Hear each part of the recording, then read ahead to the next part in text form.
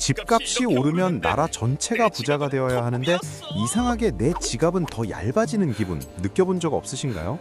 보통 집값이 오르면 기분이 좋아서 돈을 더 쓴다는 게 경제학의 상식인데 지금 우리나라는 정반대입니다. 집값이 오를수록 오히려 소비가 쪼그라들고 있거든요.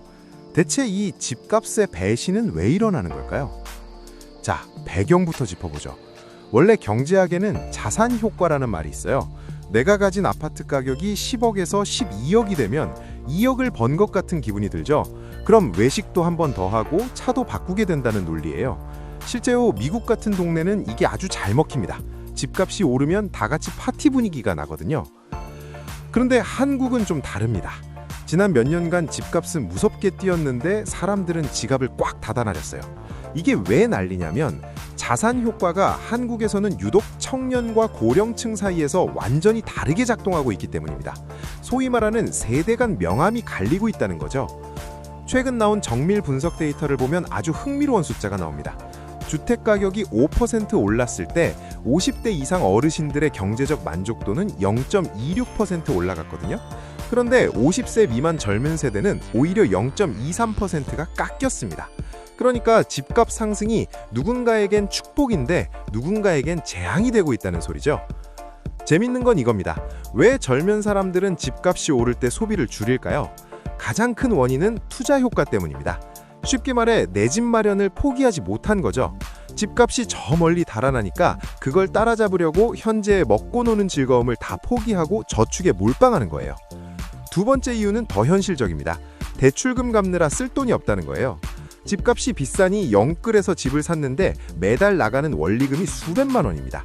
집값은 올라서 기분은 좋은데 통장 잔고는 늘 텅장인 상태인 거죠.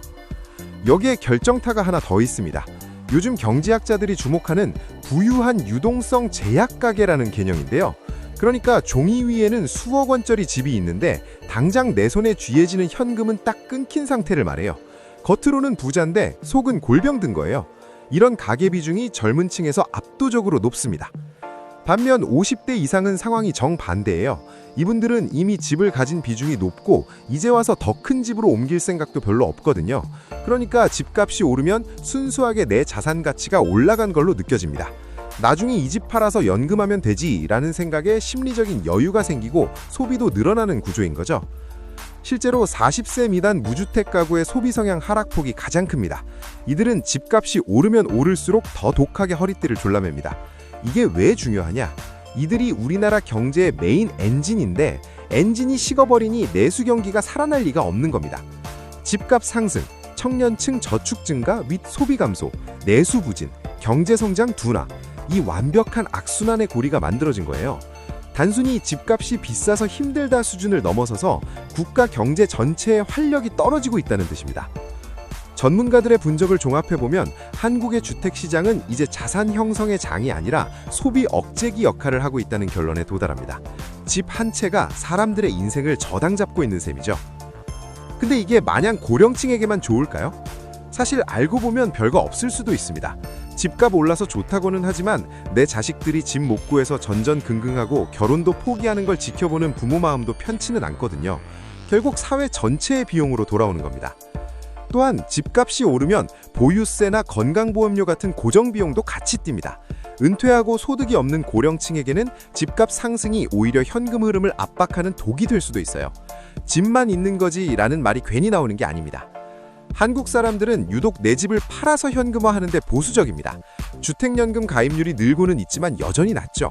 자산의 70에서 80%가 부동산에 묶여 있으니 집값이 아무리 올라도 실제 소비로 이어지는 경로는 생각보다 좁고 험난합니다. 여기에 지역 격차까지 더해지면 문제는 더 복잡해집니다. 수도권 집값은 미친 듯이 오르는데 지방은 오히려 떨어지는 것도 많죠. 수도권 청년들은 집값 때문에 고통받고 지방 고령층은 자산 가치 하락 때문에 고통받는 기형적인 구조가 나타납니다. 가장 뼈아픈 현실은 이겁니다.